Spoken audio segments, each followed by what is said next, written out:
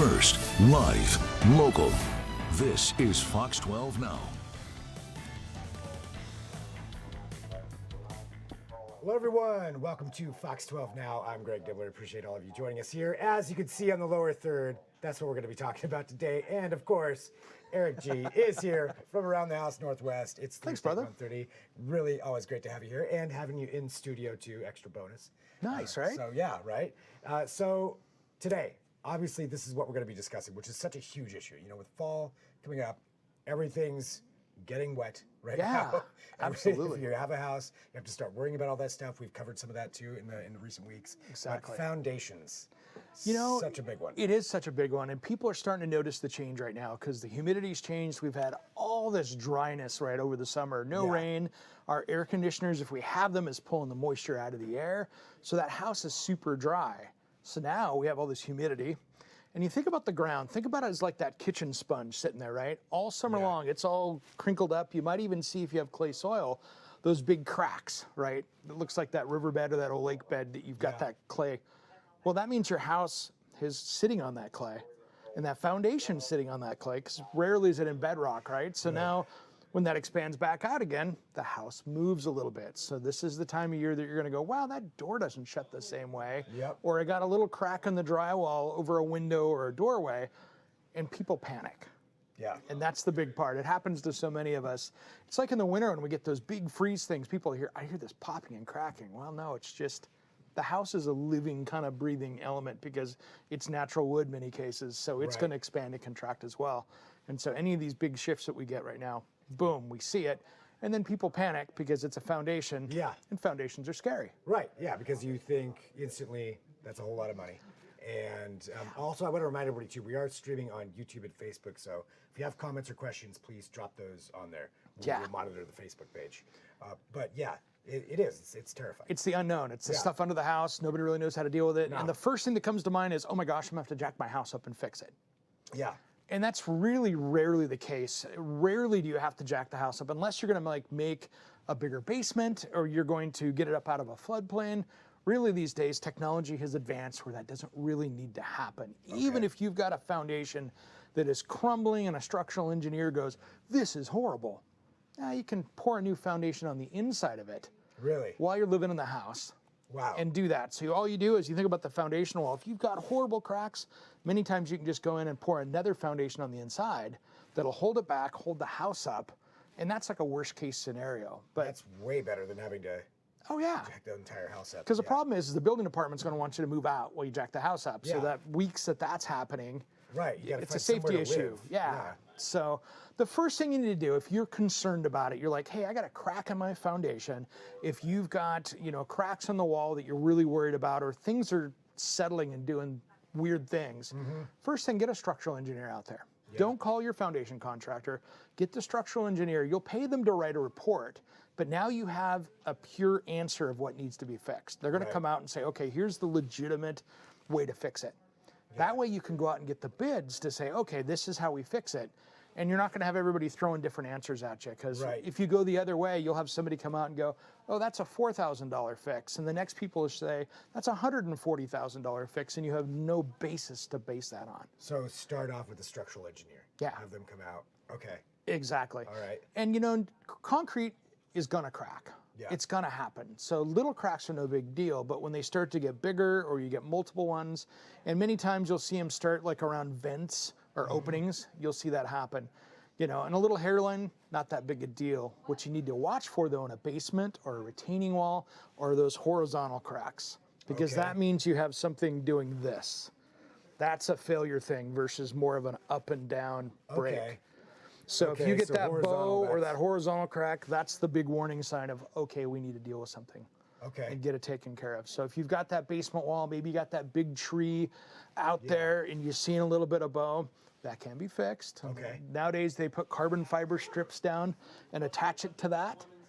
And that'll be stronger than the foundation itself. And so usually just carbon fiber strips with the help of an engineer to say where they go is a great option that costs you thousands, maybe tens of thousands, but nowhere near the hundreds of thousands that everybody's worried about. And then you're good to go. Then you're good to go. And then you just watch it. So those are all things to watch out for. Water in your basement's another one that you need to deal with, because You know, anytime this time of year, especially we got the downspouts coming on and they're dropping right next to the house. Yeah. That's automatically going to cause foundation issues down the road. Right. So you just need to deal with that first. Okay. And get them, you mentioned like they have to be far away from the. Yeah, I like to see those downspouts when they come out be at least 10 feet away from the house. Okay. Or farther and downhill. Gotcha. Because what happens is I've been out to people's houses before and they have a sump pump and like, the sump pump keeps running. Then you look out and it drains out 3 feet away from the house and they just have a water feature going. Because they're just pumping water out and it's coming back in. Straight back in. You could literally come out there with some red dye, drop it in there, and 30 seconds later it shows up in the sump pump, and you're like, okay, that's the same water you're moving. Okay. And all you're doing is wasting electricity and moving a lot of water for no reason. And doing nothing. Yeah. So Okay. whenever you're thinking about that with the gutters, water comes out like a cone when it soaks in. So it hits that point, and then it comes out. So if you're 8 feet away and you've got an 8-foot basement, you're kind of right at the edge of where that would be, not counting any tree roots or any other thing that could be directing it back that way. So if you get out 10, 12 feet, you're usually pretty safe. Okay. All right. So definitely watch out for that. Watch out for the horizontal cracks. Yeah. You know. Yeah, and there's a lot of different ways to do this. So there's, you know, that's why relying on that structural engineer to make that determination for you. And that way you can get even bids across.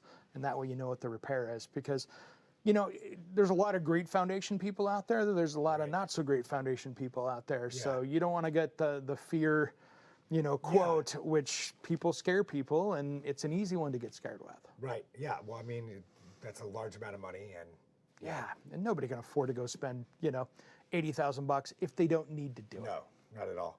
Not at So all. that's some of the basics with that. That's great tips. Anything else on that one, or? No, that's pretty much it. Just, Okay. you know, I'd walk around the house a couple times a year, just look for those cracks. Yeah. You know, I had one at my house that I had when I bought it, and I knew it. And it was just a vertical crack, and I went in there with carbon fiber, and I actually fixed it myself. I bought the kit online. Nice. And it was a good fix, and it hasn't moved ever since then, and it's not leaking, not doing anything. So Nice. it can be done. Okay. Let's talk about Around the House Northwest. Yeah. This week's episode. So Yeah, we got a fun what are one. we doing?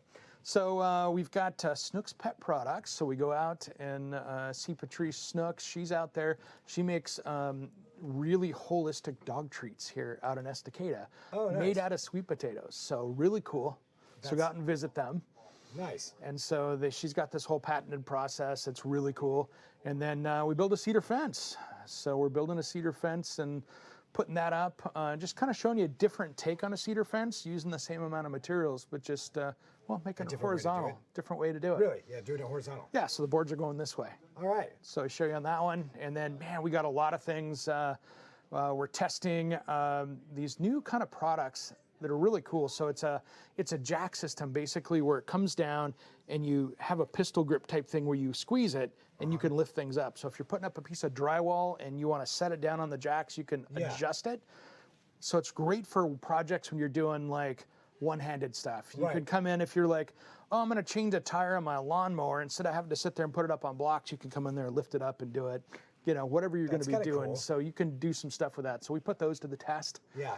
And then, so we've got a lot of different stuff. We're also talking to the Oregon CCB as well, Construction Contractors Board, about how to hire a contractor without getting scammed. Which is such a big deal. We've had some other news reports about that as well. Kind of along those lines of some people getting scammed and It's a big dealing one. with And contractors you know and stuff. something, and it's so easy to really start to pay attention to what those warning signs are. It's not foolproof. Nothing's Right. foolproof, but you can get 95% of the people you don't want to deal with out of the way if you do it. And that's the nice thing with the Oregon CCB. If you're ever in doubt, give them a call. Get on the phone. because that's their job, right? That's what their they're job. supposed to- yeah. And they are super helpful. Before I've worked with people, I've gone on the phone and said, hey guys, what do you know about contractor A?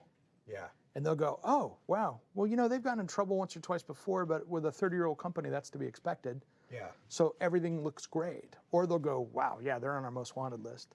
Don't go there. So just give them a call. Be like, hey, here's who it is. And Yeah, it's so easy. It's a phone call, and they're there to help you. They're there to serve you, and they're probably the easiest organization I've dealt with on the phone like that. I feel like it's still something though that a lot of people aren't going to think about doing. So that's great to know. Yeah, You yeah, can and do there's, that, give them a call. and you know, and one other little tip that I'll put out there for people, you know, be very careful on like other online sites, you know, the Facebook marketplaces, the Nextdoor, the Craigslist.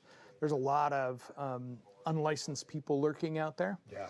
And so those are places that you have to be careful with. There's a lot of great ones on there, but there's more propensity to see more of these people that aren't, because it's a very easy, low cost effective place for them to do it.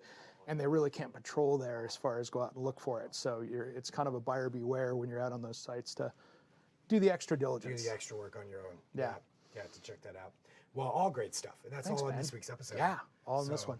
And, each week you have tons of stuff that you cover. And we've got the old episodes that you can watch, or the previous ones. Yeah. Which with, amazing stuff on that. But for this week's, how can people watch it?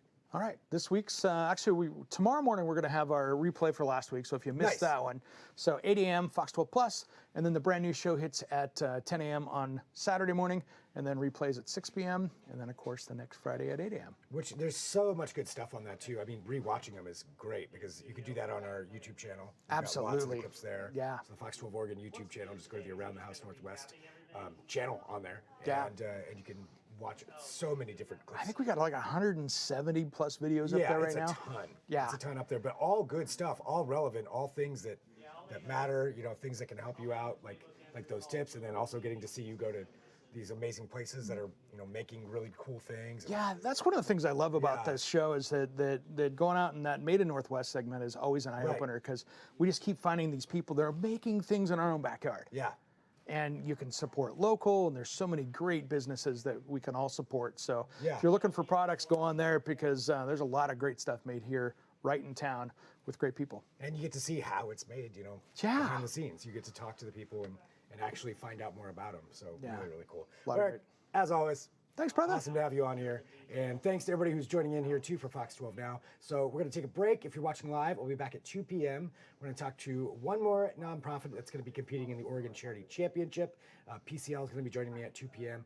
As usual, if there's breaking news, I will be right here covering that as well. Anytime between 1 and 4 p.m. during the weekdays, this is where you go. So wherever you're watching this right now, that's the spot to go. But I'll be back at 2. Eric, thanks so much. Thanks, brother. We're signing off. I'm Greg Nibbler. This is Fox 12 Now. There we go.